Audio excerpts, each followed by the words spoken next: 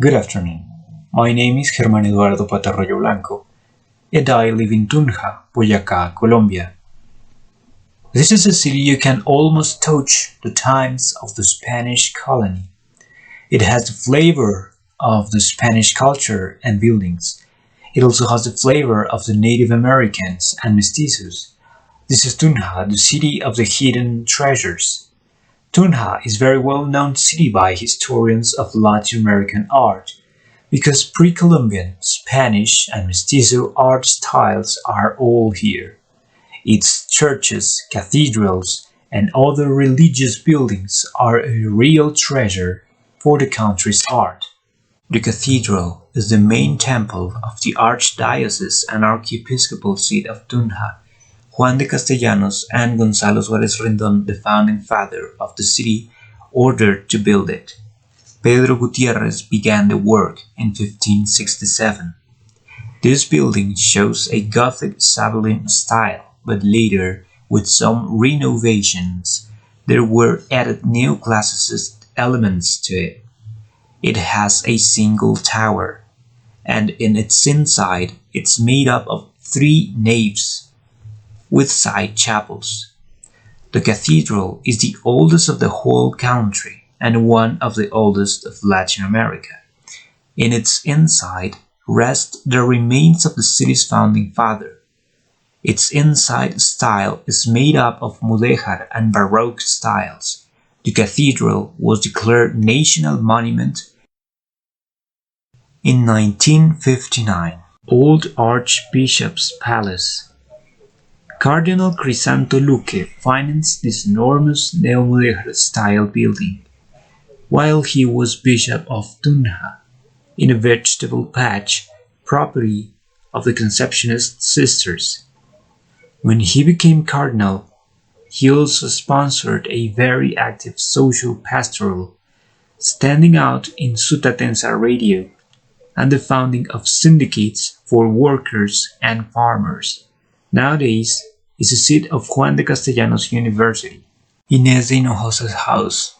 This house belonged to Inés de Hinojosa, a beautiful mestiza who came from Venezuela to Tunja, protagonist of the first serious scandal of the city. Back then, in the 1550s, she participated in the planning of the murder of her 2 husbands, killed by her 2 lovers. She was sentenced to hang. Saint Ignatius Temple, the provincial leader of the Jesuits, ordered to found and build a convent and novitiate in Tunja in 1611. The work started in 1627 by the Jesuit José de Tobalina, inspired in Saint Ignatius Church in Bogotá. Its main altarpiece here highlights Saint Anthony and Baby Jesus, considered a Baroque masterpiece by sculptor Pedro Laboria.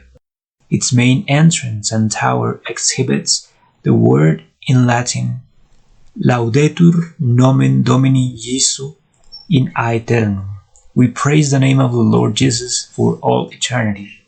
The Founding Fathers' House. One of the few founder houses in Latin America that is still preserved. It was built in 1540, a house with 2 floors with a central courtyard. Nowadays, it works as a museum. It has the first artistic mural of the Virgin of Chiquinquirá. The House of the King's Scribe. One of the greatest examples of the old city's mansions. This house belonged to Juan de Vargas, the king's scribe. In its inside, there is a depiction of scenes of the elephant hunt, the rhinoceros, Jupiter, and Diana Huntress, all of them in Mannerist and grotto styles. In the first floor there are several paintings from St. Ignatius Church. The Man on the Fountain, La Pila del Mono. This fountain remains as a memory of Tunja's old times when water was not easy to get. This fountain was originally located at the main plaza, Plaza de Bolívar, until 19th century. It was an opportunity to water carriers and launderers to gossip. It's said that there was a deformed man put in there to scare the women away. so they wouldn't stay gossiping. First, the episcopacy. It was at first a mansion, conditioned later to serve as the bishop's palace of Tunja. From the foundation of the diocese in 1882 until 1940s, it presents neo-Baroque style on its facade and a corner tower. St. Francis Temple. The building works began in 1572. With the help of the Franciscan community, the royal crown, Tunja's encomenderos, and natives of the region. Inside of it there are several exquisite wooden figures, statues, and paintings. The Pelican's altar is one of the most beautiful in Latin America. It has the largest wood carving of America. Made in 1780, most part of the convent was demolished, and in 1965 was built in there the Hotel Unsa, St. Clair Church.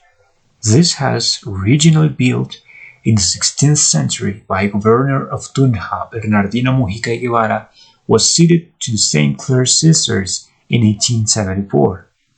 When they returned to the city, the main entrance exhibits strong Mannerist style, with a coat of arms from 1597 up on top of it. One of the most beautiful portals in the city. St. Barbara Church, built in a suburb at the south of the city by Tunja's town hall in the 16th century, was finished in the first half of the 17th century. Ceiling and walls have a folk flavor, covered with mural painting and grotesque. The tower was not part of the original building. It was added in the 1930s. The Church of Santa Barbara is almost totally built in mudéjar style, a Moor style used in Spain. St. Laurena Church. This was the first hermitage of Tunja. It's located by the old road to Bogotá. It was built at the time's peripheries of the city. It was finished in 1595. It's built in classic colonial style, a single nave and treaded wall. Well, I hope you liked it. And the reason I chose the center of Tunja is because we need to remember our roots, where we come from. Goodbye.